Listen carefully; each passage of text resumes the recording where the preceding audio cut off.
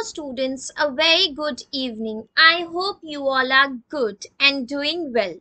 Welcome to the second episode of Life Process in Living Organism Part 1. So let us quickly recall what we have studied in our episode number 1. In our episode number 1, students, we have talked about how energy production takes place whenever an organism is doing aerobic respiration. That means we are talking about aerobic respiration, a respiration that is performed by higher organisms like you and me, like dog, like cat. They all perform aerobic respiration, right, students? So here we are going to talk about aerobic respiration, which we have discussed in our previous lecture itself. So students, we all know now aerobic respiration takes place in 3 steps. Can you quickly recall yourself what are the 3 steps? Yes, glycolysis. Glycolysis is the first step. After glycolysis, we have tricarboxylic acid cycle. And last but not least was electron transfer chain reaction. These cycles are very important. They are asked in your exams, like every alternate year a question comes from here. So now we have to understand this whole aerobic respiration in the form of a flow chart. We are going to study the whole thing in the form of flow chart. And let me tell you students, this flow chart do come up in your exams. It do comes, right? So let us go and understand what kind of flow chart we are going to see. And later on students, जब ये हो जाएगा तो इसके बाद जो हम पढ़ेंगे वो होगा anaerobic respiration.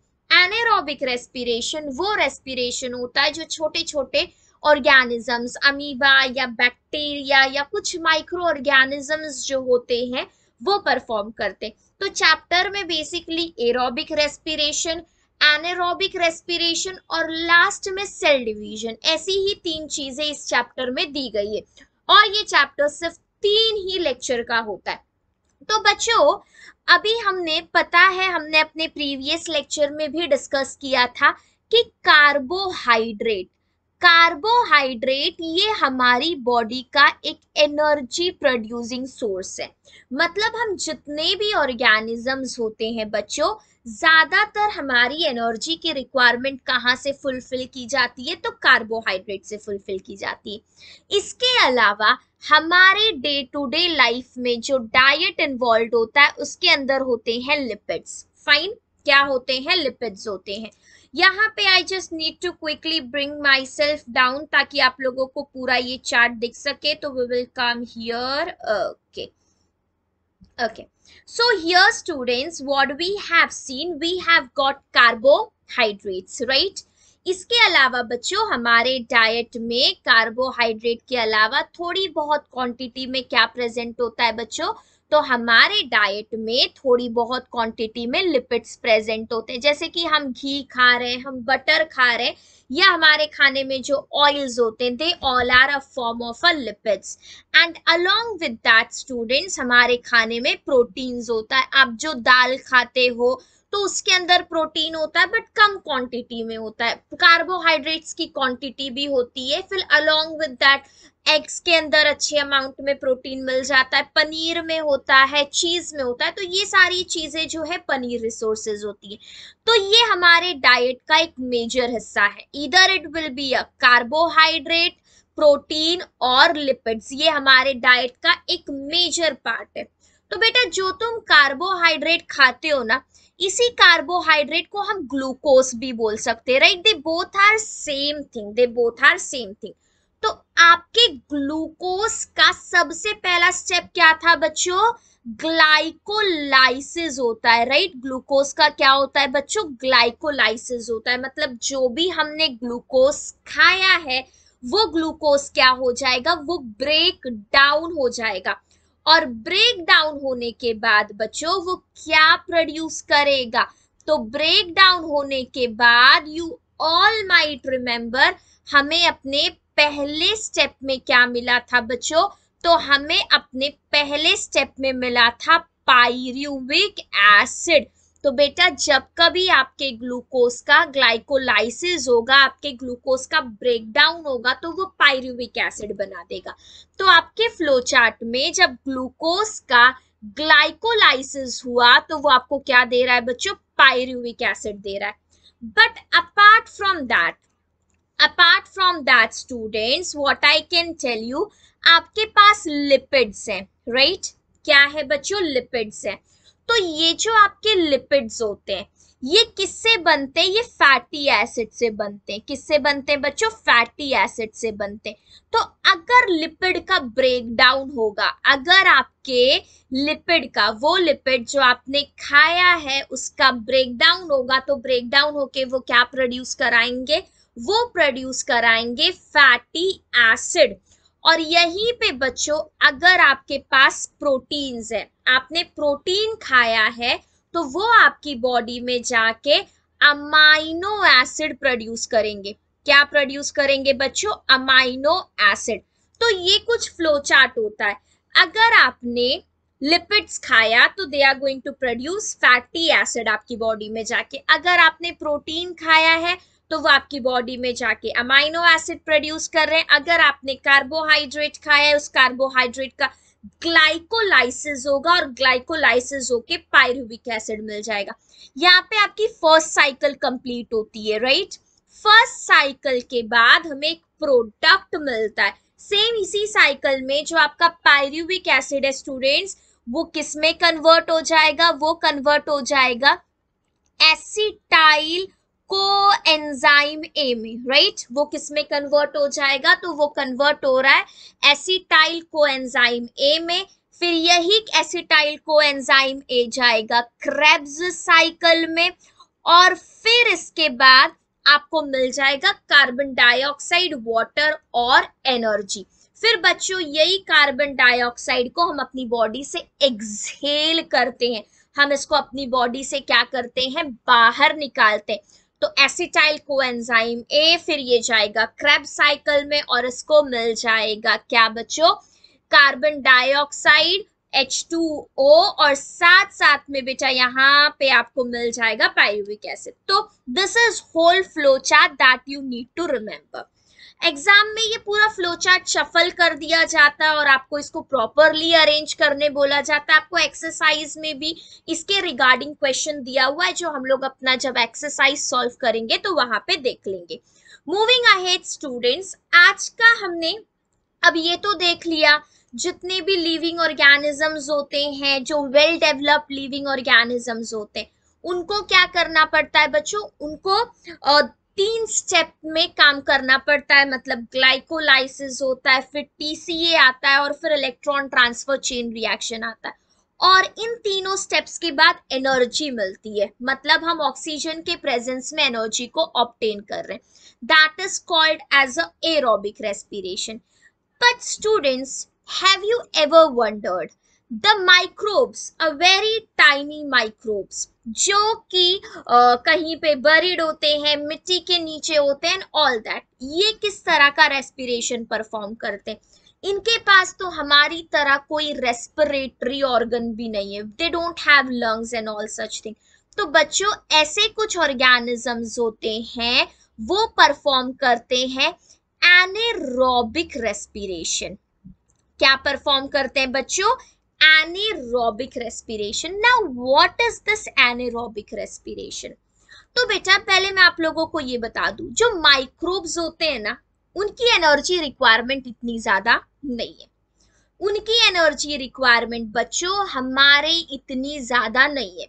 ना उन्हें स्कूल जाना है, ना उन्हें पढ़ाई करनी है, ना उनको एग्जाम्स देना है, ना ही उन्हें बास्केटबॉल क्रिकेट खेलने जाना है। तो उनको कोई ऐसा काम नहीं होता है, इसलिए उनका जो एनर्जी रिक्वायरमेंट होता है, वो एनर्जी रिक्वायरमेंट होता है बहुत less as compare to our body, right?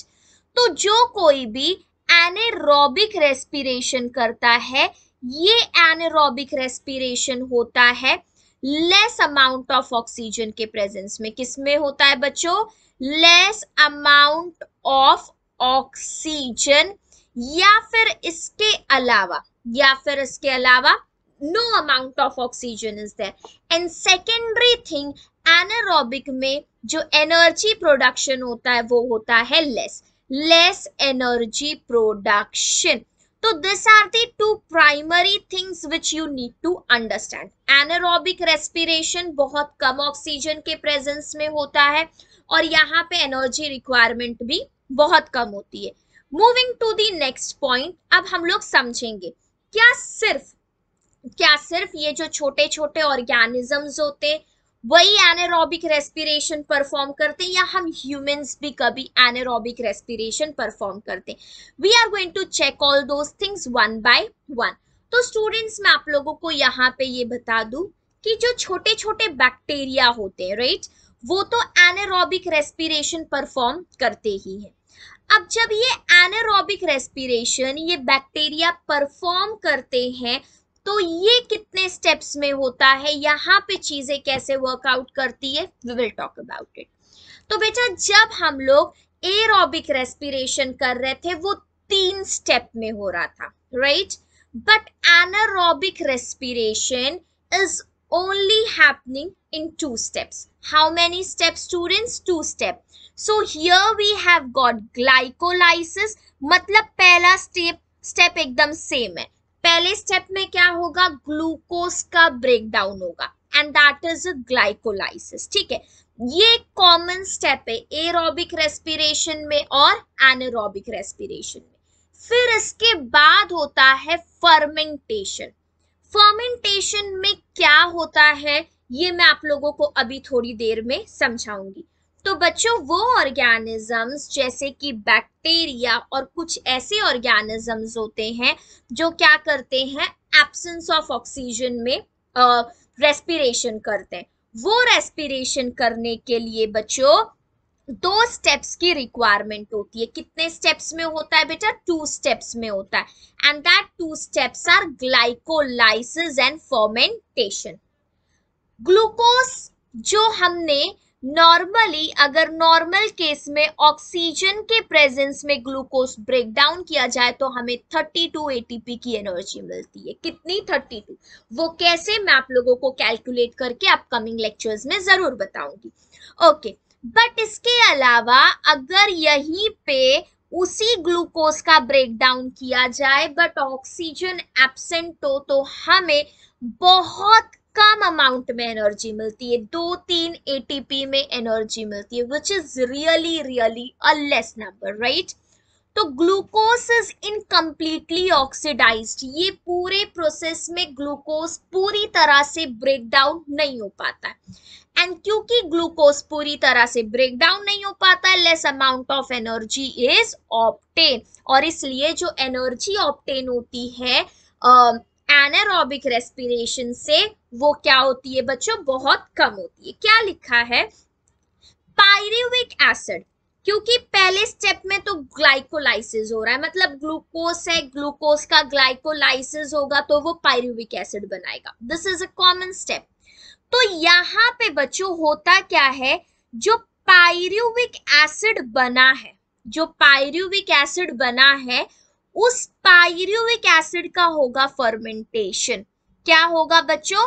Fermentation. You know, ये फर्मेंटेशन होने के बाद डिपेंड कर रहा है कि फर्मेंटेशन किस प्रोडक्ट का हो रहा है। अगर ईस्ट फर्मेंटेशन कर रहा है हमें अल्कोहल मिल जाएगा, हमारे मसल्स में होगा तो हमें एरिथ्रोसाइट्स मिल जाएंगे, हमें वेनिगर्स मिल सकते हैं, हमें विटामिन्स मिल सकते हैं, मतलब हमें बहुत सारे इंडस्ट्रियल प्रोडक्ट्स मिल सकते हैं, राइट। तो बेटा, ये पूरा प्रोसेस करने के लिए there is also some enzymes present. We will check out for this as well. Some higher plants and animals. यहाँ पे जब मैं एनिमल्स की बात कर रही हूँ, you can take example of yourself as well. You know, जब कभी आप डांस कर रहे हो या आप हैवी वर्कआउट कर रहे हो तो बेटा इन केस में क्या होता है, हमारे बॉडी में ऑक्सीजन की रिक्वायरमेंट बहुत ज्यादा बढ़ जाती है, राइट। मान लो एग्जाम्पल एक्सरसाइज का, जब हम वर्कआउट कर रहे हैं तो हमारी बॉडी में ऑक्सीजन की रिक्वायरमेंट बहुत बढ़ गई है, बट उतना ऑक्सीजन मैं ले नहीं पा रही हूँ एनवायरमेंट से, तो in that case my body is going to perform in anaerobic respiration. क्या परफॉर्म करेगी मेरी बॉडी? एनारोबिक रेस्पिरेशन परफॉर्म करेगी। और जब मेरी बॉडी एनारोबिक रेस्पिरेशन परफॉर्म करेगी तो उस टाइम पे बहुत सारी एनर्जी को यूज करके मैं थोड़ा सा एनर्जी प्रोड्यूस कर रही हूँ, राइट? तो less amount of energy production होगा and this results in weight loss, right? ये इससे फिर क्या होगा, आपका वेट जो है वो कम होगा। एंड दिस हैपेंस लाइक जब कभी आप एक्सरसाइज कर रहे हो, डांस कर रहे हो, कोई भी ऐसी चीज कर रहे हो जिसमें ज्यादा एनर्जी लग रही है।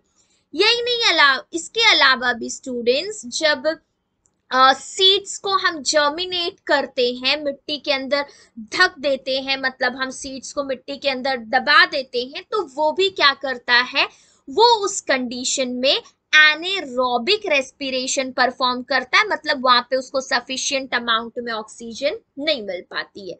तो बच्चों ध्यान से याद रखना, anaerobic respiration small bacterias perform करते हैं और वो तो परफॉर्म करते ही हैं। एनारोबिक रेस्पिरेशन में एनर्जी प्रोडक्शन कम होता है।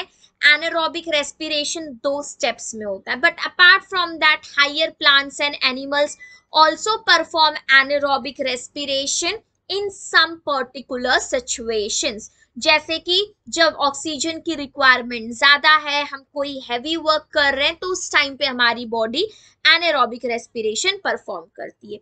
तो बच्चों जैसे हमने फ्लो चार्ट पढ़ा था एरोबिक रेस्पिरेशन का, वैसा ही फ्लो चार्ट एनारोबिक रेस्पिरेशन का भी है। And then you will realise कि दोनों के बीच में एक स्टेप तक बहुत ज्यादा सिमिलैरिटी होती है। तो बेटा पहला स्टेप तो यही है, हम क्या खाएंगे, हम ग्लूकोज खाएंगे। This glucose is nothing but it is a carbohydrate. ये ग्लूकोज क्या है बेटा, कार्बोहाइड्रेट है, ठीक है। तो व्हाट विल हैपन, ग्लूकोज का क्या ही होना है, ग्लूकोज का होगा ग्लाइकोलाइसिस, मतलब उस ग्लूकोज को जो मैंने खाया है उसको ब्रेक डाउन कर दिया जाएगा छोटे छोटे पीसेस में। तो आपके ग्लूकोज का होगा ग्लाइकोलाइसिस। बच्चों यहाँ पे भी आपके ग्लूकोज का क्या होगा, ग्लाइकोलाइसिस। तो जब ग्लूकोज का ग्लाइकोलाइसिस होगा तो ग्लूकोज क्या प्रोड्यूस करेगा, if you remember from a previous chart, वो प्रोड्यूस करेगा पायरुविक एसिड को। क्या प्रोड्यूस करेगा बच्चों, पायरुविक एसिड को। यहां वाले ग्लूकोज का भी ग्लाइकोलाइसिस हुआ, उसने भी प्रोड्यूस किया पायरुविक एसिड, और यहां वाले ग्लूकोज का भी ग्लाइकोलाइसिस हुआ और उसने प्रोड्यूस किया पायरुविक एसिड, ठीक है बेटा। तो ये कॉमन स्टेप है, ग्लूकोज का ग्लाइकोलाइसिस होगा तो हमें प्रोडक्ट मिलेगा पायरुविक एसिड, पायरुविक एसिड और पायरुविक एसिड। इस पायरुविक एसिड का होने वाला है फर्मेंटेशन। क्या होने वाला है बच्चों, फर्मेंटेशन। फिर इस पायरुविक एसिड का भी क्या होगा बच्चों, इस पायरुविक एसिड का भी होगा फर्मेंटेशन, मतलब पायरुविक एसिड का हो रहा है फर्मेंटेशन, और यहाँ पे भी पायरुविक एसिड का क्या हो रहा है, फर्मेंटेशन हो रहा है। मतलब हम क्या करा रहे, पायरुविक एसिड का फर्मेंटेशन करा रहे। अब जब हम फर्मेंटेशन कराते हैं तो वी ऑब्टेन डिफरेंट प्रोडक्ट्स, हमें क्या मिलते हैं बच्चों, हमें अलग अलग तरह के प्रोडक्ट्स मिलते हैं। लेट्स सी, तो हमें जो यहाँ पे डिफरेंट प्रोडक्ट्स मिल रहे हैं, we are obtaining different products. कौन कौन से प्रोडक्ट्स हमें यहाँ पे मिल जाएंगे, हमें मिल सकता है यहाँ पे vinegars which are a part of your kitchen, right. इसके अलावा हमें मिल सकते हैं विटामिन्स, और ये हमें कब मिलेंगे, जब आपने ग्लूकोज में से जो पायरुविक एसिड किया, उस पायरुविक एसिड का फर्मेंटेशन करवाया। तो ये फर्मेंटेशन कौन करेगा, ये फर्मेंटेशन होगा बाय वेरियस माइक्रोब्स, मतलब बहुत सारे माइक्रो ऑर्गेनिजम्स आपको पता है आपके आसपास प्रेजेंट है, और ये माइक्रो ऑर्गेनिजम्स जब फर्मेंटेशन करवाएंगे तो आपको मिलेगा वेनिगर, विटामिन्स, और ऐसे बहुत सारे industrial product. It can be paneer, it can be cheese, it can be butter, और it can be like so many things at the same time. बेटा यहाँ पे मेरा इमेज की वजह से you can not see, but yeast yeast ने अगर फर्मेंटेशन किया तो हमें मिल जाएगा अल्कोहल। क्या मिल जाएगा बच्चों? अल्कोहल। और एट द सेम टाइम आपके मसल्स में जब आप वर्कआउट कर रहे हो, जब आप वर्कआउट कर रहे हो, आप डांस कर रहे हो, तो इस टाइम पे आपके बॉडी में एरोबिक रेस्पिरेशन हो रहा है, राइट? तो जब आपके बॉडी में एरोबिक रेस्पिरेशन होता है तो वो प्रोड्यूस करते हैं लैक्टिक एसिड्स। क्या प्रोड्यूस करते हैं? Lactic acid. ये लैक्टिक एसिड कहाँ पे प्रोड्यूस हो रहे हैं? आपके जॉइंट्स में, एल्बोस के जॉइंट में, आपके नीज के जॉइंट में, ये सारे जो है हो रहे हैं, ठीक है? तो बेटा ये आपको देने वाले हैं erythrocytes. Erythrocytes is red blood corpuscles और मसल सेल्स। और ये लैक्टिक एसिड बनेंगे कहाँ पे? तो ये लैक्टिक एसिड बन रहे हैं एरिथ्रोसाइट्स में और मसल सेल्स में। तो this are the two very important flow chart, very very important. ये फ्लो चार्ट बहुत ही ज्यादा इंपॉर्टेंट है यार, मतलब ये एग्जाम्स में पूछता ही पूछता है, इधर दिस वन और दैट वन, बट कंपल्सरीली तो एक आता ही है आपके एग्जाम्स में। तो फटाफट हम लोग इसको अच्छे से आपको लर्न करना है। ग्लूकोज का ग्लाइकोलाइसिस होगा, पायरुविक एसिड प्रोड्यूस करेगा। जब उसी पायरुविक एसिड का फर्मेंटेशन होगा तो डिफरेंट प्रोडक्ट्स ऑब्टेन होंगे, और वो प्रोडक्ट्स हमें देते हैं बहुत सारे माइक्रोब्स। पायरुविक एसिड बना, पायरुविक एसिड का फर्मेंटेशन हुआ तो हमें अल्कोहल मिलेगा अगर उसका फर्मेंटेशन किसने कराया है? अगर उसका फर्मेंटेशन ईस्ट ने कराया है। पायरुविक एसिड का जब फर्मेंटेशन होगा तो लैक्टिक एसिड बनेगा, मतलब जब हम वर्कआउट कर रहे हैं, हमारी बॉडी में एनारोबिक रेस्पिरेशन हो रहा है, तो हमारी बॉडी में पायरुविक एसिड बनेगा। वो पायरुविक एसिड का फर्मेंटेशन होगा, जब उसका फर्मेंटेशन होगा वो लैक्टिक एसिड बनाएगा। तो कहाँ कहाँ पे बनाएगा? वो बनाएगा आपके एरिथ्रोसाइट्स में, मतलब आपके रेड ब्लड सेल्स में, और साथ साथ में बच्चों वो बनाता है मसल सेल्स में। तो यहाँ पे we have discussed about anaerobic respiration itself. both the topic are equally important, but there is again some point missing, just as NADH2 क्या होता है, FADH2 क्या होता है, what is ATP, what is ADP, आपकी बॉडी कब charge होती है, आपकी बॉडी कब डिस्चार्ज होती है, we will also talk about that but in next episode. Here students, what I am going to discuss is energy from different food components. आपकी body को एनर्जी कहाँ से मिलता है? हमें कोई काम करना है तो काम करने के लिए हमें एनर्जी कहाँ से मिल रही है? तो हमें वो एनर्जी मिलती है उस खाने से जो हम खाते हैं, राइट? तो energy we obtain from food components, हम जो खाना खा रहे हैं वहां से हमें मिल रही है एनर्जी। That's great. तो क्या खाते हो आप अपने खाने में? बच्चों, हम जो अपने खाने में खाते हैं, राइट, वहां पे we will go to next slide. यहाँ पे मैं आप लोगों को बता दूं, हमारे खाने में सबसे पहले तो बहुत सारे कार्ब्स होते हैं, राइट? क्या होते हैं बच्चों? कार्ब्स होते हैं। तो यहाँ पे मैं आपको बता दूं, कार्बोहाइड्रेट, आपकी बॉडी में जो कार्बोहाइड्रेट है, this is the main source of energy, main source of energy. ये आपकी बॉडी का सबसे इंपॉर्टेंट एनर्जी सोर्स है। मतलब even you just look at the plate of your dinner और lunch, you will see there is a roti, right? तो उस रोटी में भी कार्ब्स होते हैं। अगर आप राइस ले लो तो राइस के अंदर भी कार्ब्स है। इवन बिफोर और आफ्टर लंच और डिनर यू हैव फ्रूट्स, तो फ्रूट्स में भी कार्बोहाइड्रेट होते हैं। मतलब आपके प्लेट में majority, then you have got dal, right, in your food.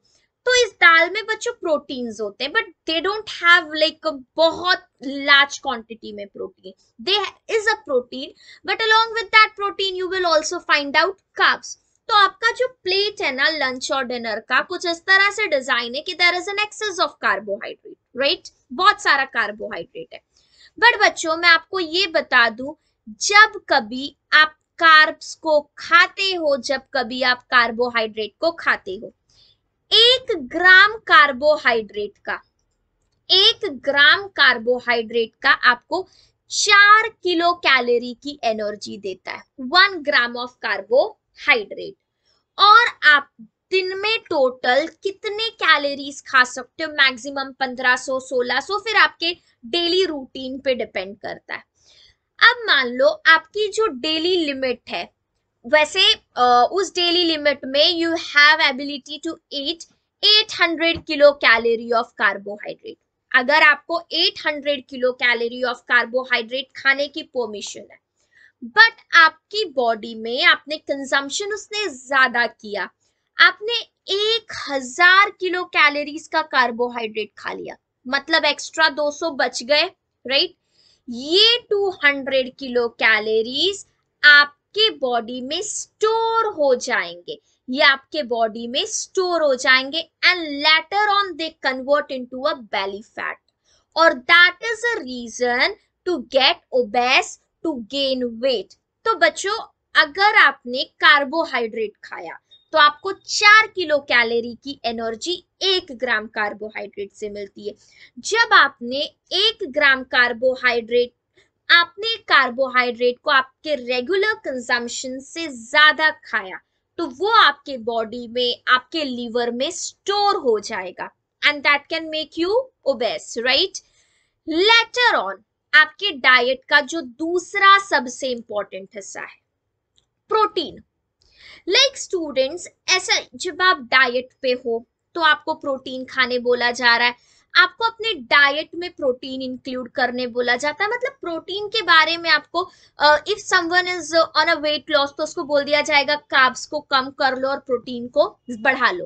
तो मैं आप लोगों को ये बता दूं, प्रोटीन आपके डाइट का एक मेजर सोर्स है, राइट। जब आप 1 ग्राम प्रोटीन का खाओगे, जब आप 1 ग्राम प्रोटीन खाओगे, तो भी बच्चों 4 किलो कैलोरी की एनर्जी मिल रही है। कितनी एनर्जी मिल रही है? एग्जैक्टली उतनी एनर्जी जो हमें कार्बोहाइड्रेट से मिल रही थी। मतलब प्रोटीन और कार्बोहाइड्रेट में एनर्जी लेवल तो उतना ही है। तो फिर क्वेश्चन अराइज होता है, ऐसा क्यों होता है कि हम कार्बोहाइड्रेट खा के वेट गेन करते हैं, एट द सेम टाइम जब हम प्रोटीन खा रहे हैं तो उससे हमारा वेट नहीं बढ़ता है? What is the reason behind that? तो बेटा, अब यहाँ पे हम देख लेते हैं, हमारे दिन में प्रोटीन की रिक्वायरमेंट 800 किलो कैलोरी की थी। कितनी थी? हम सेम वही एग्जांपल लेंगे कार्बोहाइड्रेट का, और आपने 800 किलो कैलोरी के बजाय मान लो 1000 किलो कैलोरीज खा लिया। कितना खा लिया? 1000 किलो कैलोरीज। तो अब आप एडिशनली 200 किलो कैलोरीज का कंजम्पशन कर रहे हो, मतलब इतना तुमने एक्स्ट्रा खाया है। सेम केस कार्बोहाइड्रेट का। बट बच्चों, डिफरेंस यहां पे आएगा, आपकी बॉडी एक्स्ट्रा प्रोटीन स्टोर नहीं करती है। अगर आपने 200 किलो कैलोरीज एक्स्ट्रा प्रोटीन के खाए हैं, तो वो आपके बॉडी से यूरिनेशन के फॉर्म में वो आपके बॉडी से डिस्चार्ज हो जाएगा, वो स्टोर नहीं होगा। और इसलिए अगर तुम एक्स्ट्रा प्रोटीन कंज्यूम भी करते हो, तो वो एक्स्ट्रा प्रोटीन तुम्हारी बॉडी अपनी रिक्वायरमेंट के हिसाब से लेगी, और जो तुमने एक्स्ट्रा खाया है वो आपके बॉडी से बाहर निकल जाएगा, तो वेट गेन नहीं होता है। अब प्रोटीन क्या काम करता है? प्रोटीन तो हमारी बॉडी में एनर्जी नहीं देता है, मतलब देता है बट इस उतने अमाउंट में नहीं। तो बच्चों, तुम्हारी बॉडी का बिल्डिंग ब्लॉक है प्रोटीन। ये जो तुम्हारे गाल होंगे, जो तुम्हारे बाल हैं, जो आपके नाक है, जो आपके कान है, सब कुछ किससे बने हुए? प्रोटीन से बने हुए। Your nails and everything, right. तो बेटा, माना ये जाता है कि फर्स्ट क्लास प्रोटीन अगर आप ऑब्टेन करना चाहते हो, मतलब एक बढ़िया फर्स्ट क्लास प्रोटीन, तो ये आपको एनिमल्स की बॉडी से ही मिलेगा। कहां से मिलेगा? एनिमल्स की बॉडी से। That's why you might have seen those people who are non vegetarian, they are little bit more healthy or their skins are more glowing, but vegetarians में if we see, तो क्या होता है, even if you are taking pulses, दाल और whatever, they have a less amount of protein. Paneer में, cheese में है, but again not in that good quantity. तो बच्चों प्रोटीन ऑब्टेन करने का जो बेस्ट सोर्स होता है वो एक एनिमल सोर्स होता है, चाहे वो हम एनिमल एग्स ले ले, चाहे वो हम चिकन ले ले, chicken is an excellent source of protein, और you take it as a mutton, okay fine. But now there are many alternatives as well for vegetarians, where you can take soybean chunks, where you can take proteins, there is a cheese, pulses को अपने diet में maximum include करना, sprouts are an excellent source of proteins, right. तो you should always be focus that your diet includes protein, whether vegetarian or non-vegetarian, that is not a topic of discussion, but protein तो आपके diet में होना ही चाहिए, क्योंकि आपके body को जो अच्छा बनाने का काम कर रहा है, आपकी बॉडी को जो ग्लो दे रहा है, आपके बालों को जो सिल्क और शाइन दे रहा है, आपके नेल्स को जो अच्छा रख रहा है, आपके स्किन को जो ग्लोई रख रहा है, आपके जो ये मसल्स बना रहे हैं, वो सारे माल न्यूट्रिशन देखा होगा, पेट कितना बाहर निकला होता है और एकदम हड्डियां वड्डियां बिल्कुल पतली सी होती है। तो ये माल न्यूट्रिशन उन लोगों को होता है, जैसे कि अगर हम इंडिया में देख ले, रूरल एरियाज में कुछ ऐसे फार्मर्स होते हैं जो राइस कल्टीवेट करते हैं। तो राइस का कल्टीवेशन करने की वजह से सुबह भी राइस, शाम में भी राइस, सुबह भी राइस, शाम में भी राइस, तो they don't have got an excellent balance in the diet, and due to which, क्योंकि उनका कार्ब्स का इंटेक बहुत ज्यादा, उनका पेट बाहर निकल रहा है, राइट, क्योंकि ग्लाइकोजन बॉडी में स्टोर हो रहा है, लेकिन उनकी मसल्स का तो ग्रोथ हो ही नहीं रहा है। तो बच्चों muscle growth is very important, and आपके डाइट में प्रोटीन का इंक्लूजन होना ही होना चाहिए, ठीक है। हमने काफी डिटेल में इसको डिस्कस कर लिया। तो क्या बोला गया है, प्रोटीन ऑफ एनिमल ओरिजिन, मतलब हमें वो प्रोटीन जो एनिमल से मिलता है, आर फर्स्ट क्लास प्रोटीन, इसमें तुम पनीर को भी इंक्लूड कर सकते हो, right. We get 4 kilo calorie of energy per gram of protein. अब बेटा जब तुमने क्या किया, तुमने प्रोटीन खाया, ठीक है, क्या खाया, प्रोटीन, तो तुम्हारी बॉडी में प्रोटीन जाके ब्रेक डाउन हो जाएगा, किसमें, तो protein will break down into amino acids, किसमें ब्रेक डाउन हो जाएगा बच्चों, अमाइनो एसिड्स में ब्रेक डाउन हो जाएगा।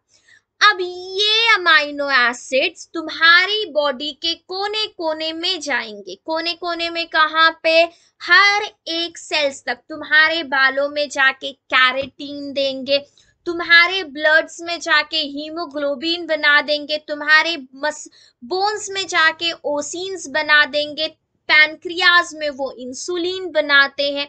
तो there are so many function of this proteins. तो amino acids are obtain after the digestion of protein, मतलब तुमने जब प्रोटीन खाया तो तुम्हारी बॉडी को मिलेगा amino acid. This amino acid are absorbed in the body, ये अमाइनो एसिड को हमारी बॉडी एब्सॉर्ब कर लेगी and transport to the each organ, और आपके हर एक ऑर्गन तक पहुंचाएगी, किसके थ्रू, वाया ब्लड, किसके थ्रू बच्चों, ब्लड के through. This amino acid organ and cell produce various necessary proteins, और जब ये हमारे सेल्स तक जाएंगे, जैसे कि मैंने प्रोटीन खाया, अब मेरी बॉडी में प्रोटीन ब्रेक डाउन हुआ, किसमें, अमाइनो एसिड्स में, जब वो अमाइनो एसिड्स में ब्रेक हुआ, वो अमाइनो एसिड को ब्लड के थ्रू मेरे हेड और मेरे हेयर वाले रीजन में भेज दिया गया, तो वहां पे that amino acid will get converted into keratin, कहाँ, किस में कन्वर्ट हो जाएगा बेटा, कैरेटीन में कन्वर्ट हो जाएगा, और उससे आपके बाल हेल्दी और सिल्की रहेंगे। और वही जब मेरे स्किन में जाएगा तो वो बनाएगा मेलेनाइन, जो क्या करेगा, वो मेरे कलर को ग्लो करेगा। तो this is what a role of protein is in your body. We will discuss about some important proteins. बच्चों आपके स्किन में होता है मेलेनाइन। मेलेनाइन हमारी बॉडी में एक पिगमेंट प्रोड्यूस करता है। जितना कम आपके बॉडी में मेलेनाइन होगा बच्चों, उतना ही ज्यादा मेलेनाइन आपकी बॉडी, आपकी स्किन को ब्लैक कलर, ब्राउन कलर देता है, ठीक है। तो अगर हमारे बॉडी में मेलेनाइन कम है तो आपका कलर कैसा होगा, गोरा होगा, that means you will be fair. But यहीं पे अगर आपके बॉडी में मेलेनाइन का ग्रोथ। मेलेनाइन ज्यादा क्वांटिटी में है तो हमारा कलर कैसा होगा, ब्राउन कलर होगा। मतलब मेलेनाइन जितना कम होगा you will be more on a Ferrer tone, और मेलेनाइन जितना ज्यादा होगा तो आपका टोन कैसा होगा, ब्राउन होगा। बच्चों, with the help of healthy diet you can control this melanin level.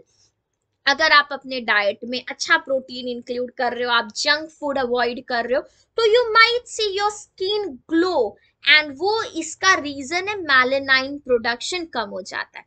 Keratin is also present in your skin which again provide health. ये कैरेटीन आपके बालों में भी प्रेजेंट होता है, राइट स्टूडेंट्स? तो ये सिल्की बनाता है, ओके, ग्लो देता है।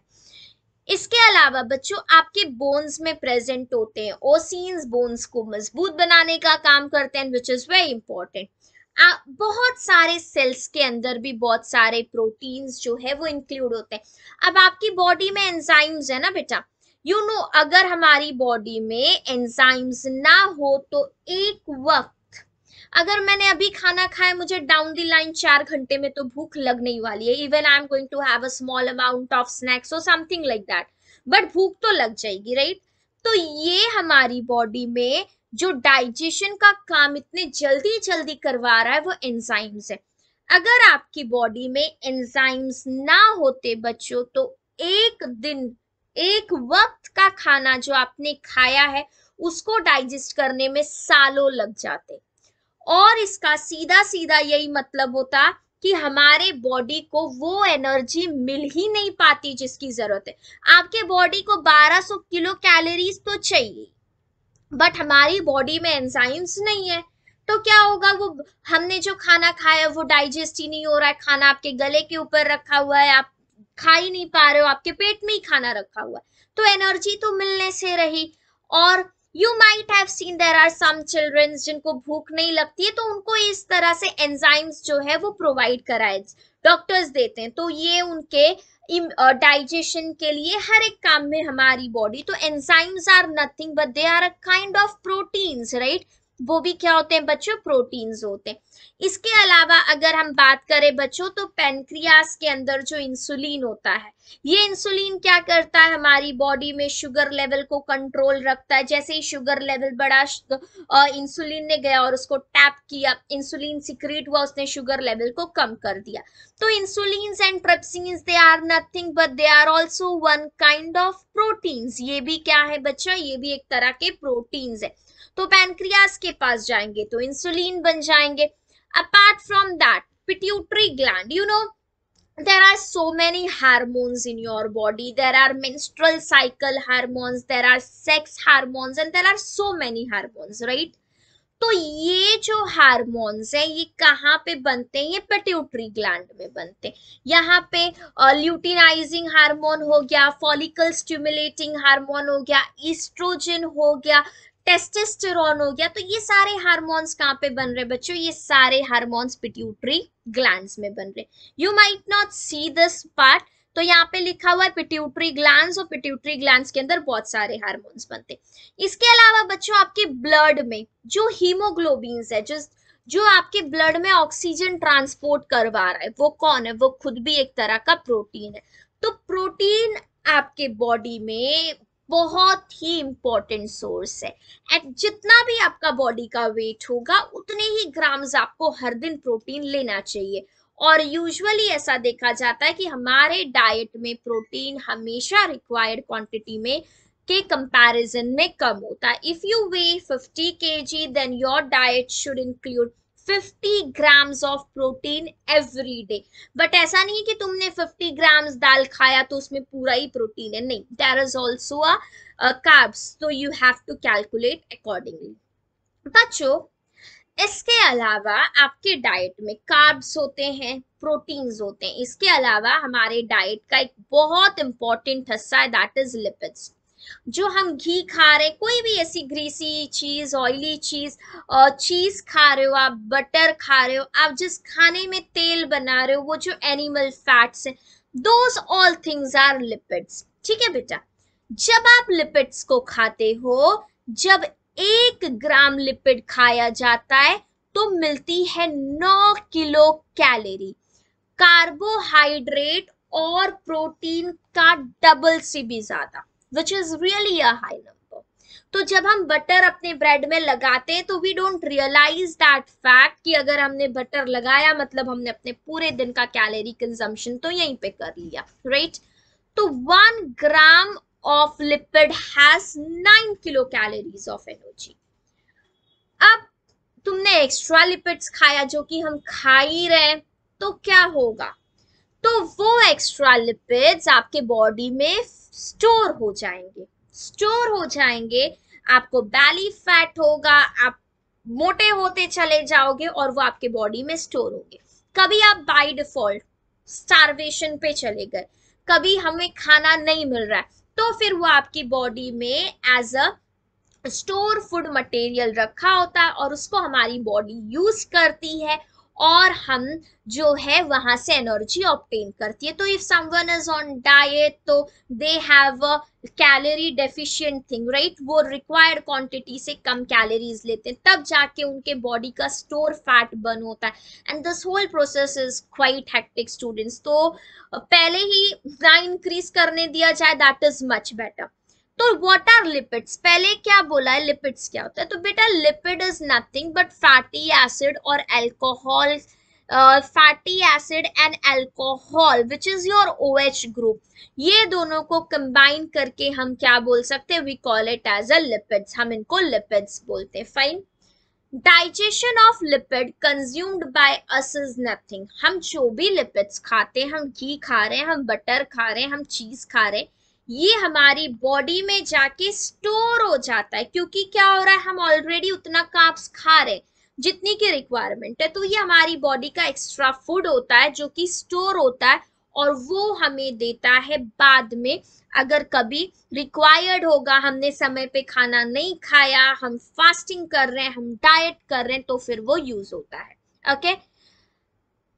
अगर आपके लिपिड में फॉस्फोरस ग्रुप है तो उसको फॉस्फोलिपिड्स बोलते हैं, ऑल दैट।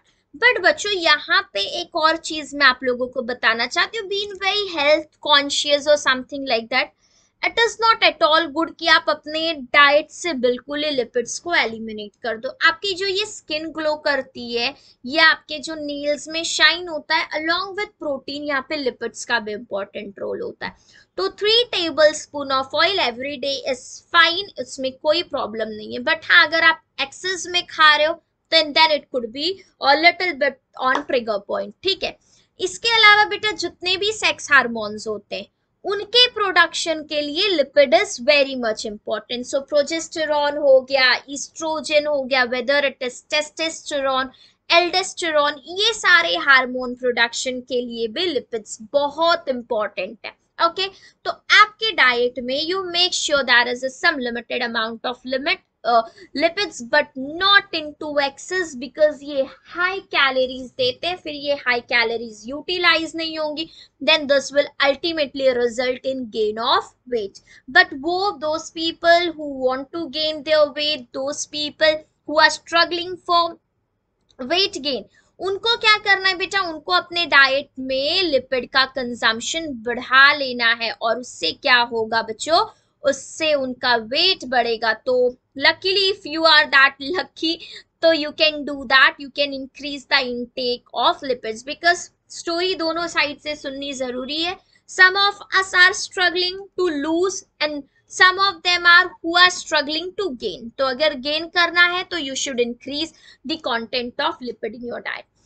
इसके अलावा बच्चों कार्बोहाइड्रेट, प्रोटीन्स, लिपिड्स, इन सब के अलावा आपके डाइट में एक और बहुत इंपॉर्टेंट चीज है, दैट इज विटामिन्स। जब विटामिन्स की डिस्कवरी की गई थी और आज भी अगर हम बात करें विटामिन्स के बारे में तो बोला ये जाता है विटामिन एक ऐसी चीज है जो आपके बॉडी में मोस्टली तो बनती नहीं है, सो आप इसे आउट रिसोर्स से ही लेते हो। कहाँ से लेते हैं फिर, हम अगर ग्रीन लीफी वेजिटेबल्स खा रहे हैं, हम कुछ सिट्रिक फ्रूट खा रहे हैं और वी आर हैविंग टमाटोज और some things, avocados, this all things, तो हमें विटामिन्स मिलता है। मतलब विटामिन्स हमारी बॉडी में नहीं प्रोड्यूस हो रहा, तो अपने से बाहर से ही कंज्यूम करना है। तो अगर आपके बॉडी में विटामिन की कमी भी हो जाए तो you can not leave a healthy life. अगर थोड़ा सा विटामिन कम हो जाते हैं, आपको स्कर्वी जैसी डिजीज, रेबीज हो जाते हैं, नाइट ब्लाइंडनेस हो जाता है, बोन्स में पेन होने लगता है, नील्स एकदम गंदे हो जाते हैं, मतलब विटामिन को आप इग्नोर नहीं कर सकते हो यार, ये आपके बॉडी में फिर से बहुत इंपॉर्टेंट पार्ट है। तो विटामिन आर हेट्रोजीनियस कंपाउंड, मतलब ये कोई एक चीज नहीं है, बहुत सारी चीजों को मिला के क्या बना है, विटामिन बना है। विटामिन दो तरह के होते हैं, एक फैट सोल्यूबल होते हैं, मतलब जिन जो क्या होते हैं हमारे फैट में डिसॉल्व होते हैं, they are vitamin A D E K. ये विटामिन ए डी ई के हैं। और बी और सी जो होते हैं बेटा, ये क्या होते हैं, ये वाटर सोल्यूबल होते हैं। विटामिन सी आपको सारी खट्टी चीजों में से मिल जाता है। एंड आगे चल के आप इनके और रिसोर्सेज भी देखोगे कि how to obtain vitamin in your higher classes when you are going for biology. Apart from that, leafy vegetables are an excellent source of vitamins. Excellent source of vitamins. Nowadays, people, because they know कि हम अपने vitamin के intake को नहीं fulfill कर पाते, there are additional supplements, multivitamins जो कि लोग लेते हैं just to keep themselves healthy. Now at the time of COVID also there was like you should include multivitamins in your diet. Vitamin C के बारे में बोला जा रहा था, people were continuously taking vitamin C tablet. Even there was a shortage of vitamin C tablets because it is an excellent source. ये हमारी immunity के लिए अच्छा होता है. If you have a less amount of vitamin, then trust me, you will face so many problems. मतलब आपने अपनी immunity lose कर देनी है, तो vitamin is very much important. But apart from that, students, we cannot ignore the another factor of our diet, and that is water. I mean, who can even imagine a life without water? आपकी जो पूरी body है ना, उस body में 60 to 70, मतलब 65 to 70% हमारी body के अंदर वाटर होता है, राइट? तो हमेशा ये जरूरी है इस वाटर के लेवल को मेंटेन रखा जाए, मेंटेन रखा जाए। ओके, तो बेटा आप जिस तरह से अपने खाने पे ध्यान देते हो, in a similar manner it is also very much necessary कि आपके बॉडी में प्रॉपर और कंटिन्यूअस सप्लाई ऑफ वाटर होती रहे। आपका जो सेल है, आपके सेल का 70% हिस्सा वाटर से बना है। सेल्स में वाटर सप्लाई नहीं होगा, दे विल स्टार्ट श्रंकिंग। आपके ब्लड में, your blood, right, blood contain 90% of water. So you can just imagine your more than 75% of your body is made up of water. So what? To maintain this level, you need to have a proper intake of water. So 3 liter of water should be there in your diet. Less than less 3 liter तो होना ही चाहिए. But now as if we are like कि हम तो क्या करते, even we don't दिन में 1-2 ग्लास पी लिया, but that should not be happen. हमारी बॉडी में प्रॉपर सप्लाई ऑफ वाटर होनी चाहिए। इससे आपकी किडनी भी प्रॉपरली काम करेगी, इससे आपके यूरिन्स में भी ज़्यादा एसिड नहीं होगा, तो यूरिनेशन प्रॉपर होगा। Sometime when you are urinating तो कुछ the urine color is darker yellow, that means it is a clear indication of dehydration. That means you are drinking a less amount of water, even you feel little bit, so that color is also a sign which tells कि आपका water intake कैसा है। ठीक है बच्चों, तो water is again, and from water we obtain minerals as well, right? Because your water is a source of mineral. Last part that you should include in your diet, not in a very huge quantity but again in a less quantity, fibers. पहली चीज तो fibres आपकी body में digest नहीं होते, but ये करते क्या है, तो बच्चों ये आपके बॉडी में डाइजेशन के प्रोसेस को फास्ट करा देते। वी हैव सीन यार, there are so many kind of people who face problem while excreting, मतलब उनके बॉडी में प्रॉपरली डाइजेशन नहीं हो रहा है, वो they are not able to excrete।